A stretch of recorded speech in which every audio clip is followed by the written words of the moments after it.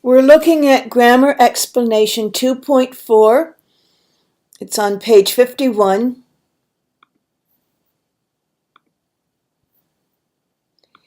And we're contrasting or comparing the simple present and the present continuous. In English, we have two present tenses, and we use them in two different ways. They don't really mean the same thing. We have the simple present and we have the present continuous, and you may have heard or studied the present progressive. That's another term that has the same meaning. The present continuous and the present progressive are the same thing. Okay, and this is what the form looks like. Here is grandma, like a she, uses email. And it's simple present, third person singular, the S goes on the verb. Then to do a negative, I need doesn't. She doesn't use a smartphone. To make a question, I need does. Does she use the internet? And a short answer, yes, she does.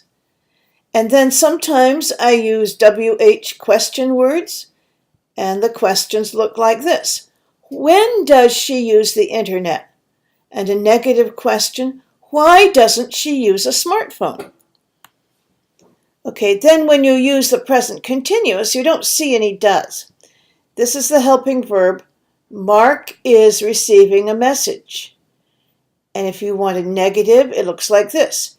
He isn't getting a phone call. Or of course you can say he's not getting a phone call.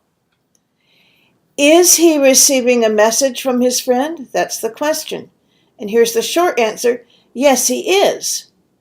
And then if you have question words, the questions are like this.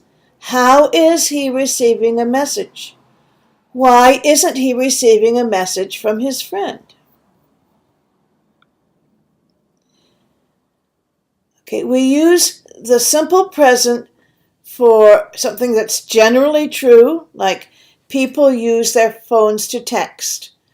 Or a habitual activity means something you do that's a habit that you do again and again. For example, I sometimes send photos to my grandmother. Or a custom, or something people like or prefer to do. Older people prefer to talk on the phone. That's what they like to do, and that's what they're used to. Those are all situations where you use the simple present.